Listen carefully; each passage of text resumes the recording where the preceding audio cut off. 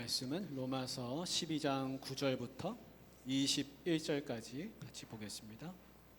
로마서 12장 9절부터 21절입니다.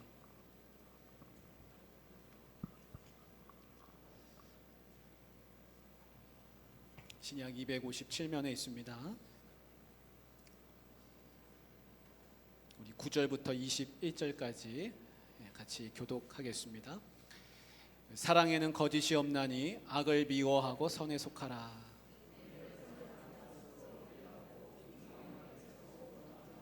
부지런하여 게으르지 말고 열심을 품고 주를 섬기라.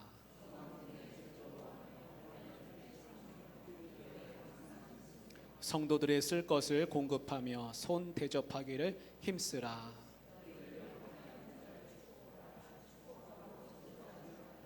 즐거워하는 자들과 함께 즐거워하고 우는 자들과 함께 울라.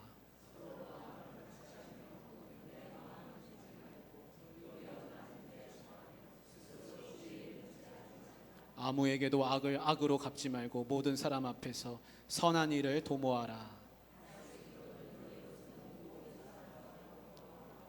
내 사랑하는 자들아, 너희가 친히 원수를 갚지 말고 하나님의 진노하심에 맡기라. 기록되었을 때 원수 갚는 것이 내게 있으니 내가 갚으리라고 주께서 말씀하시니라.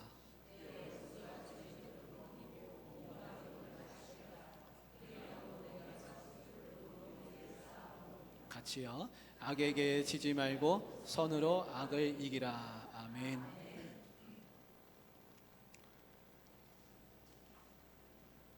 얼마 전에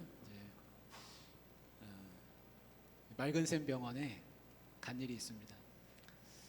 전화를 했었어요. 그래서 진료를 몇 시에 하냐고. 그 간호사분이 8시 반부터 한다는 거예요. 8시 반부터. 그래서 알겠다고. 근데 요즘 사람이 많다 그러더라고요. 아, 그러냐고. 그 제가 이제 새벽 기도 끝나고 목양실에 조금 있다가 7시 반쯤 나갔습니다. 그래서 가니까 8시가 좀 안 되더라고요. 그래서 저는 나름 내가 일찍 왔다 생각하고 5층 로비에 문을 딱 열고 들어가니까요, 앉을 데가 없는 거예요. 앉을 데가. 사람들이 다 서가지고 기다리는 거예요. 그래서 깜짝 놀랐습니다. 아니, 이렇게 병원에 사람이 많나. 그래서 번호표를 뽑잖아요. 그래서 제가 번호표를 뽑으니까 번호표가 50번이에요. 50번. 진료는 8시 반인데 벌써 50번인 거예요. 이제 한참 기다려가지고 진료를 마치고 집에 왔어요. 그리고 이제 한 시간이 좀 지났습니다. 한 주 지나고 제가 이번에는 생각하기를 더 일찍 가야겠다. 그래서 몇 시에 갔냐면 아침 7시에 갔어요. 7시에. 7시에 가면 내가 아마 거의 한 1등 할 거다. 그래서 집에서 7시에 출발하니까 한 7시 반 안 돼가지고 도착을 했습니다. 갔더니 벌써 한 10명이 앉아 있는 거예요, 거기. 야, 뭐 할배 다 와서 앉아 계신 거예요. 그래서 근데 딱 보니까 번호표를 뽑아야 되는데 번호표 뽑는 그 통이 없어요. 그게 이상하다. 그래서 저도 거기 앉아서 한 5분 기다리다가 가만히 있으면 안 될 것 같아요. 그래서 제가 앞에 있는 아주머니한테, 아주머니, 이 번호표는 근데 어디서 뽑나요? 그랬더니 그 통을 안 갖다 놨다는 거예요. 그러니까 통을 갖다 놔야 오는 대로 순서대로 뽑을 거 아닙니까? 그래서 야, 이거 내가 일찍 오긴 왔는데 번호표도 못 뽑고 이거 어떻게 하나 이렇게 생각하고 있는데 사람이 계속 들어오는 거예요. 계속. 그러니까 이거 어떻게 되겠습니까? 이 뭐 일찍 온 거나 뭐 늦게 오는 거나 소용이 없지 않습니까? 그 어떤 직원이 한 명 왔다 갔다 하더라고요. 이제 시간이 지나니까. 다 그 사람을 쳐다보고 있는 거예요. 그 번호표 통 갖다 놔야 되는데 그 사람이 안 갖다 놓으니까 한참 그 사람을 쳐다보다가 사람들이 이제는 제법 많아졌어요. 그게 한 8시 뭐 다 돼가지고 사람들이 얼마나 많습니까? 근데 드디어 그 사람이 이 방에서 들어가더니 번호통, 이게 그 통을 가지고 갖다가 딱 갖다 놓는 거예요. 병원이 난리가 났어요. 갑자기 사람들이 일어나더니 벌떼같이 달려들어가지고 번호통으로 다 달려가는 거예요. 조금 전까지 지팡이 짚고 온 할머니, 조금 전까지 목발 짚고 왔던 아저씨 막 다 구부리고 이러고 막 허리 아파가지고 다 기어서 오신 분들이 거의 가만히 앉아있더니 번호표 딱 갖다 놓는 거 보더니 다 벌떡 일어나가지고 달려가는 거예요. 달려가자마자 줄 서 그래가지고 줄을 쫙 서가지고 번호표를 뽑았죠. 그 사람들이 막 서로 다 웃는 거예요. 자기들도 다 재밌잖아요. 그래서 제가 딱 뽑으니까 14번. 그래도 1시간 기다렸어요. 1시간. 제가 그래서 그런 생각 들었습니다. 야, 다 죽어갔던 분들이 번호표 그거 보더니 살아나는구나. 그럼 무더위에 건강하시고 다 살아나시길 바랍니다. 제가 웃자고 이야기했습니다. 아프지 마시기 바랍니다. 우리가 이제 로마서 이렇게 같이 보는데 은사에 대한 이야기를 많이 하고 있습니다. 그래서 은사는 우리가 잠깐 복습하겠습니다. 은사는 다 있다는 겁니다. 누구나 다 가지고 있고 많이 있고 다양합니다. 근데 문제는 뭐냐면 한 몸 되지 않으면 많은 은사도 소용없고 다양한 은사도 소용없고 신령한 은사도 소용없다. 그렇게 이야기했습니다. 그래서 고린도전서 말씀 우리 봤었죠. 사도 바울이 너희가 은사에 대해서는 부족함이 없지만 나는 너희들에 대해서 신령한 자들이라고 말할 수 없다. 어린아이들이라고밖에 할 수 없다. 그런 이야기를 했습니다. 이제 오늘 본문에 나오는 거는 이 은사를 가진 다양한 사람들이 어떻게 해서 한 몸을 잘 이루고 살아갈 수 있을 것인가, 그런 이제 실천적인 이야기를 쭉 하게 됩니다. 그래서 오늘 우리가 이제 읽은 말씀에 보면 이제 9절부터 사랑부터 나옵니다. 사랑. 12장에 나오는 여러 가지 그리스도인의 실생활에서의 덕목은 다 뭐에 기초하고 있냐면 믿음, 소망, 사랑에 기초하고 있어요. 여러분들이 12장을 잘 읽어보면 거기에 믿음, 소망, 사랑이 다 나와요. 12장 안에. 제가 지금 그걸 시간상 다 하나 읊어드릴 수는 없지만 이 믿음, 소망, 사랑의 근거에서 바울이 하는 이야기입니다. 그걸 풀어 쓴 거예요. 그걸 풀어서 쓴 게 우리 그리스도인의 삶의 모습에 대해서 이야기하고 있습니다. 이제 9절에 보면 사랑에는 거짓이 없나니 악을 미워하고 선에 속하라 이렇게 말씀하고 있습니다. 사랑은 진실해야 합니다. 사랑이 가장 아름다울 때는 진실할 때, 사랑이 가장 추할 때는 위선적일 때, 그렇습니다. 부부의 사랑이 아름다운 이유는 뭐냐면 부부는 진실한 사랑을 서로 한다고 믿기 때문에 그렇습니다. 진실한 사랑을 사람들은 다 그리워합니다. 그 사랑을 다 하고 싶어 해요. 그래서 세상엔 점점 진실한 사랑이 없어지고 있습니다. 바울은 이 진실한 사랑을 어디서 찾을 수 있느냐? 교회에서 찾을 수 있다는 겁니다. 이런 진실한 사랑을 누구만 할 수 있냐? 교회만 할 수 있다는 거예요. 교회만. 성도만 할 수 있다는 거예요. 왜냐하면 세상은 다 자기의 유익을 구하고 있기 때문에 그렇습니다. 자기의 유익이 아니면 도와주지 않고 잘해줄 필요도 없고 다 어쨌든 자기의 유익을 구한다는 거예요. 근데 그리스도인이 성도가 배우는 이 사랑은 무슨 사랑이냐면 다 내주는 사랑입니다. 다 내주는 사랑. 이 사랑을 우리가 어떻게 깨달고 배울 수 있습니까? 이 예수님이 우리에게 주셨기 때문에 가능합니다. 예수님이 우리에게 몸을 주셨고 생명을 주셨고 이렇게 하라고 가르쳐 주셨기 때문에 우리는 그 사랑을 본받아서 해야 하죠. 또 그렇게 살아야 되죠. 이 진실한 사랑을 성도만이 할 수 있다라는 것입니다. 어떤 사람은 이 거짓이 없나니, 그 진실한 사랑은 거짓이 없나니 이렇게 지금 말씀이 나오는데 거짓이 없다는 이 말씀을 가면을 쓰지 않은 상태라고 이렇게 번역하기도 했습니다. 여러분 배우는요 무대 위에서 아주 애절한 사랑을 노래합니다. 무대 위에서 아주 애절하고 진실한 사랑을 합니다. 근데 무대의 조명이 딱 꺼지면 어떻게 됩니까? 집에 가고 없습니다. 그 진실한 사랑을 하던 사람이 없어요. 무대 위에는 텅 비어 있고 아무도 없습니다. 그 진실한 사랑을 하지 않으면 열매가 없습니다. 다 허무한 것입니다. 그래서 거짓된 사랑, 위선적인 사랑은 아무 열매도 없습니다. 그래서 외적인 동기, 어떤 목적을 가지고 내가 얻고자 하는 그런 목적을 가지고 하는 그런 사랑은 진실한 사랑이 아닙니다. 그것은 성도의 사랑이 아닌 것이죠. 그 다윗의 첫째 아들 암논이 있었는데 암논이 사랑한 사람이 이복누이 다말입니다. 다말. 그가 마치 진짜 사랑하는 것 같았어요. 뜨거운 사랑을 하는 것 같았습니다. 그러나 우리 다 이야기 알고 있죠? 결과는 어떻습니까? 자기가 아픈 척 누워있다가 병문안 와달라고 그렇게 해놓고는 병문안 오니까 문 걸어 잠그고 거기서 몹쓸 짓을 했습니다.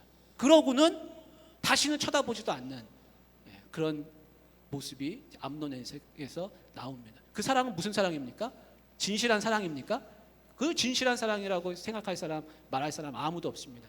그 사랑이 거짓된 사랑이었기 때문에 그 압살롬이 암논을 죽이면서 다윗의 집안에 큰 화가 오게 됩니다.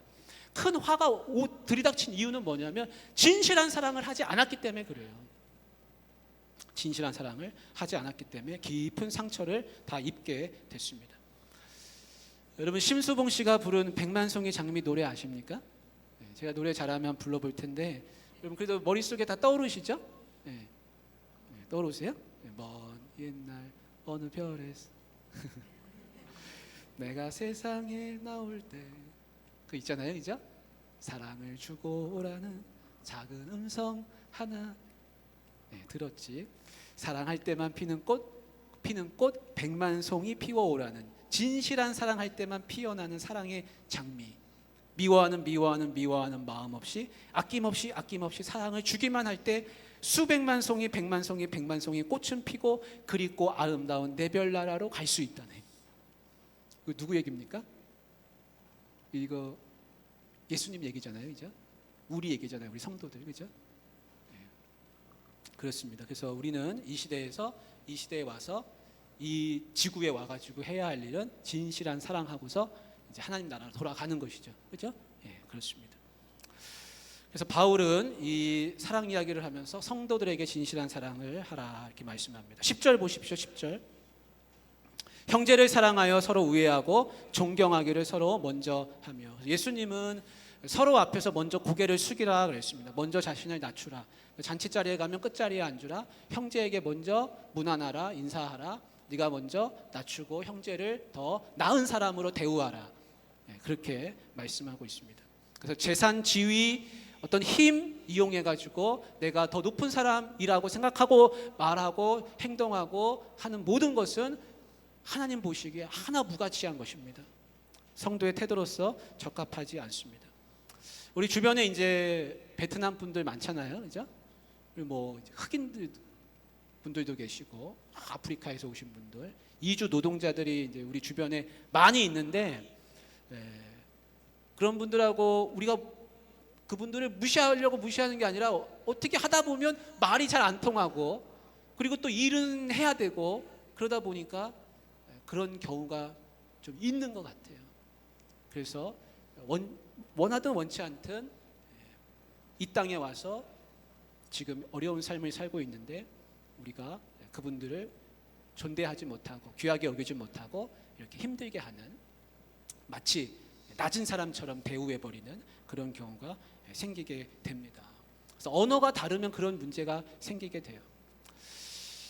외국에 나가서 살아보면 이 어려움이 어떤 어려움인지 알게 됩니다. 우리나라의 동남아 분들이 오면은 한국 사람들이 무시하는 경향이 분명히 있거든요. 그런 모습들이 막 생겨나요. 근데 한국 사람이 동남아에 가면 무시당할까요? 안 당할까요? 한국 사람도 동남아 가면 무시당하는 거예요. 제가 살던 곳에 제가 반둥이라는 곳에 1년 살았는데 거기는 이민국이 있어요. 이민국. 근데 그 이민국이 얼마나 악명이 높으냐면 그 이민국에 갔다 온 모든 한국 사람들은 갔다 와서 다 기분이 상해요. 다 기분이 안 좋고 갔다 오면 다 그 욕을 하고 그렇게 합니다. 왜 그러냐? 딱 가서 뭐 서류를 낸다든지 이제 그 공공기관이잖아요. 이민국이니까. 그래서 외국인들이 와가지고 여러 가지 뭐 서류를 낸다든지 접수한다든지 도장을 받고 그곳에서 살 수 있는 여러 가지 서류를 또 받습니다. 그런데 들어가서 얘기를 해보면 얘기할 때 첫 마디가 뭐냐면 우리나라 말도 존대가 있고 하대가 있어요, 그죠? 처음 보는 사람한테 당신 그러지 않잖아요. 너 그렇게 하지 않잖아요, 그죠? 어린아이한테도 뭐 그렇게 하지 않잖아요. 근데 거기에 있는 모든 직원들은 한국 사람을 보면 뭐라고 하냐면 너라부터 너부터 시작하는 거예요. 하대부터 합니다. 그게 기분이 좋겠어요, 안 좋겠어요? 우리가 그걸 모르는 것도 아니고 가면 마땅히 해야 하는 올바른 언어가 있는데 그 언어를 듣지 못하고 계속 무시하는 말, 하대, 어린아이 취급하는 말, 그런 말을 듣고 온다고 한번 생각해 보십시오. 그 엄청 기분이 나쁘죠. 내가 여기 와서 왜 무시받고 사나, 그런 마음이 들고 또 마음 한켠에는 서러운 마음도 들고 어디 가서 풀 데가 없는 거예요. 그러니까 욕하는 수밖에 없죠. 그렇게 됩니다. 근데 여기 우리나라에 와서 계신 분들도 입장을 바꿔 생각하면 똑같습니다. 상점에 들어가서 물건을 하나 산다든지 한국 사람을 만나서 길을 하나 물어본다든지 뭔가 하나 일을 같이 하나 하더라도 무시받는 어투, 표정을 보면 알죠.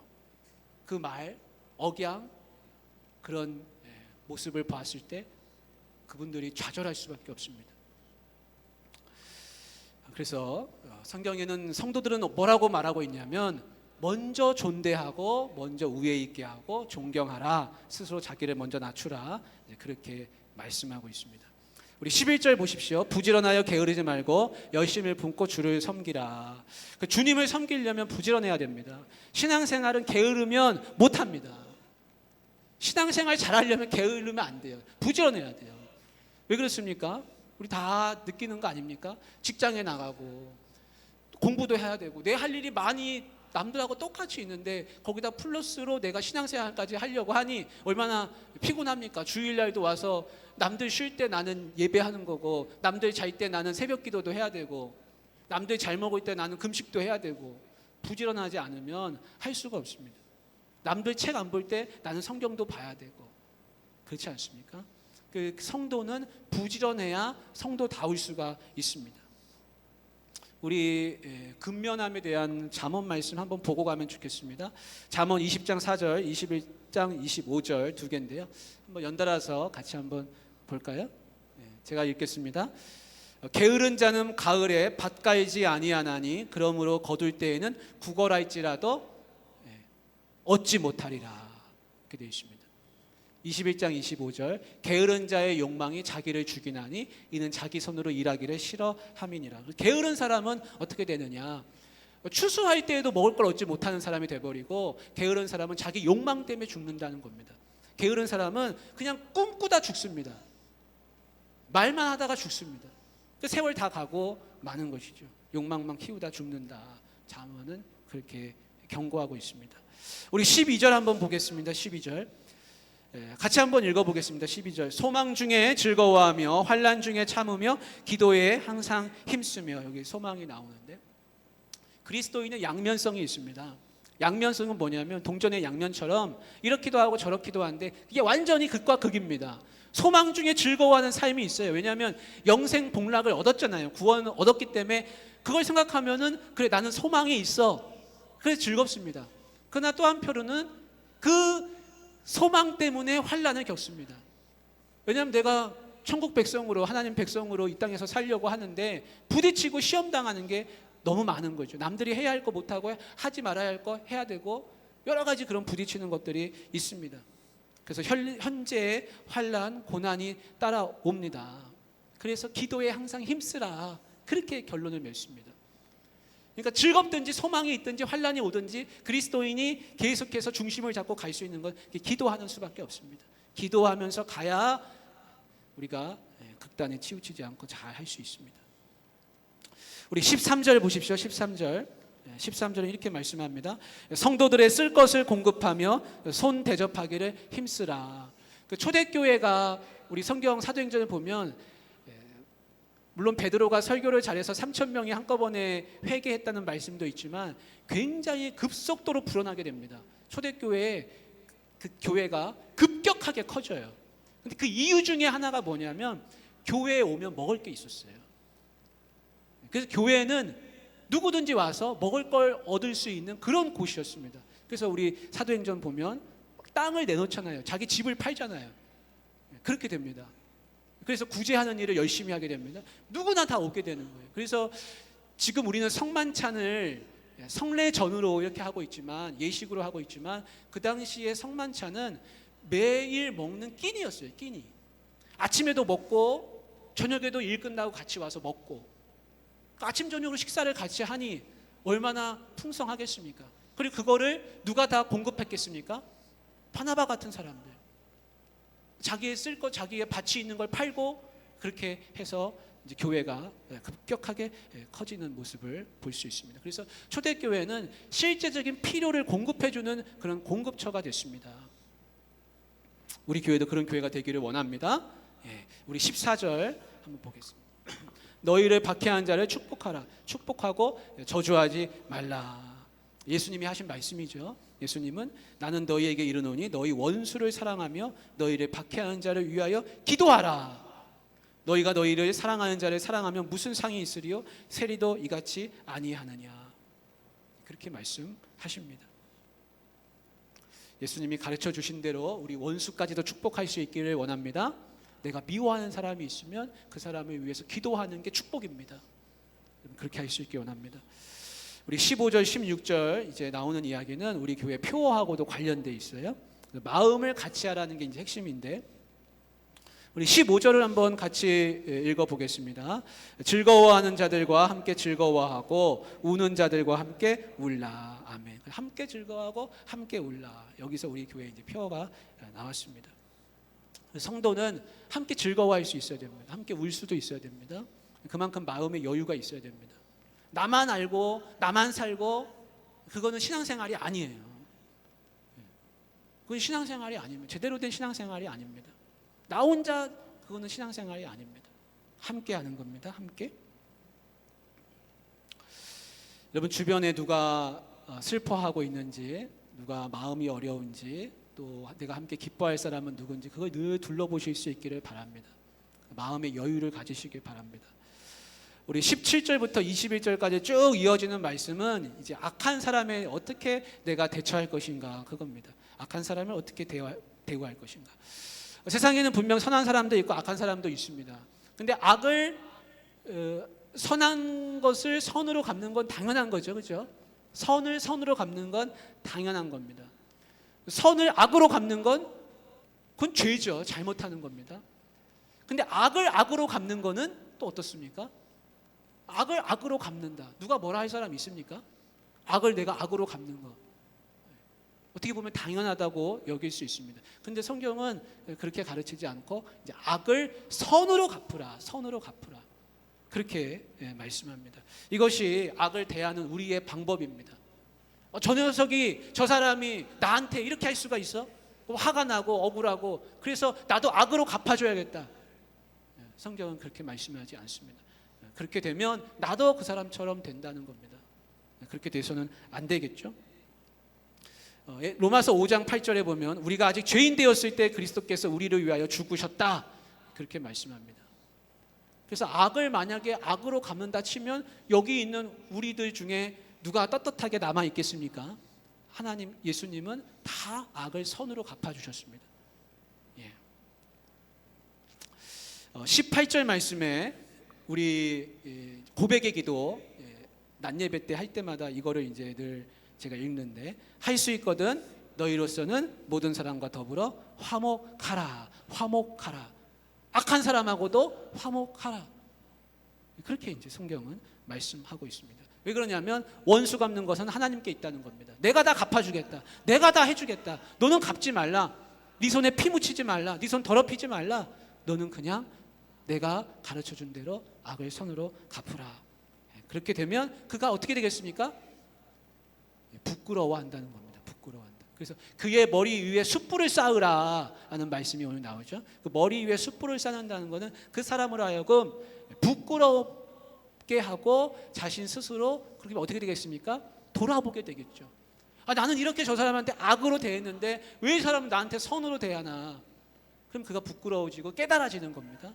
근데 만약에 악을 계속 악으로 갚으면 서로 악이 치닫게 되겠죠. 점점 깨닫지 못합니다. 그 사람에게 돌아올 수 있는 기회가 주어지지 않습니다.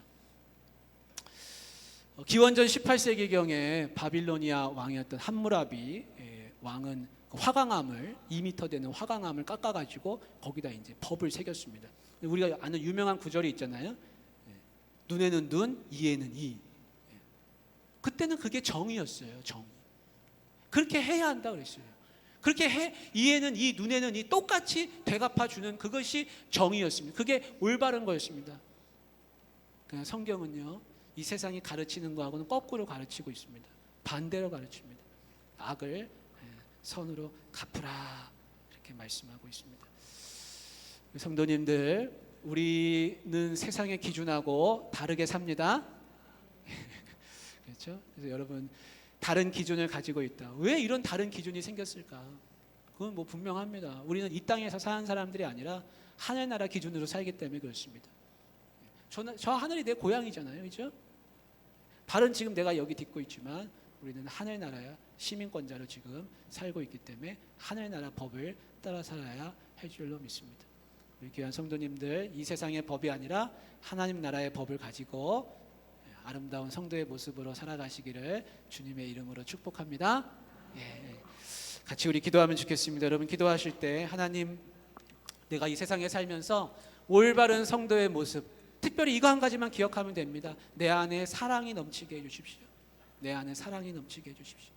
우리 이 기도를 하고 같이 좀 하면 좋겠습니다. 기도하면 좋겠습니다.